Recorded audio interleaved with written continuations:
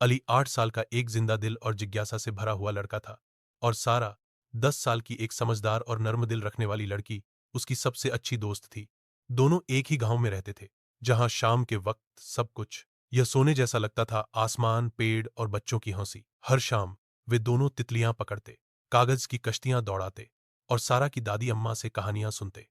दादी अम्मा ने एक दिन उन्हें बताया, जुगनुओं के जंगल में एक चमकता हुआ पेड़ है, जो सिर्फ उन बच्चों को दिखाई देता है जिनके दिल साफ और नियत नेक हो। यह सुनकर अली की आंखें चमक उठीं। उसने कहा, हमें वह पेड़ ढूंढना है। सारा ने हौंसते हुए हामी भर ली। अगली रात दोनों ने आम के टुकड़े, एक छोटी सी टारच और दादी का दिया हो कतबनमा बेग में रखा और अपने माँ बाप को बिठाकर जंगल की तरफ रवाना हो गए। जंगल में दाखिल होते ही वो हैरान रह गए। हर तरफ जगनू चमक रहे थे। हवा ठंडी और रहस्यमयी थी। अचानक एक सुनहरा जुगनू प्रकट हुआ, जो उड़ने के बजाय रुका हुआ था, जैसे वह उनका इंतजार कर रहा हो। सारा बोली, मुझे लगता है ये हमें रास्ता दिखाएगा। वह इस जुगनू के पीछे चलते रहे। इस रास्ते में चमकते हुए फूल, सरगोशियां करते दरख्त और बीलों के पलाए। आली एक जगह फिसल गया, लेकिन सारा ने फौरन उसका हाथ थाम लिया।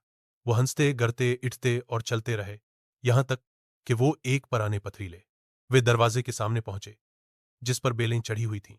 दरवाजे पर लिखा था, रोशनी वही पाता है जो भला करता है। यह पढ़कर दोनों ने सोचा कि अब उन्हें कुछ नेकी करनी चाहिए। उन्होंने आस पास पड़ी हुई प्लास्टिक की बोतलें उठाकर साफ किया और एक गिरे हुए परंदे को दोबारा घोंसले में रखा। जैसे ही यह काम मुकम्मल हो, दरवाजा आहिस्ता आहिस्ता खिल गया। इंदर एक चांदी जैसे दरख्त के नीचे एक जादुई मखलूक खड़ी थी, जगनुआ का महाफद। वह मुस्कुराया और बोला, तुम दोनों ने साबित किया कि दोस्ती, हमदर्दी और नेकी ही असल जादू हैं। पेड़ की शाखाओं से दो जगमगाते कंगन नीचे गिरे। महाफद ने कहा, यह तुम्हारे दिल की रोशनी का इनाम है। सारा खोशी खोशी गांव पहुंची, और सूरज तुलूर होने से पहले ही वो अपने घरों में वापस थे।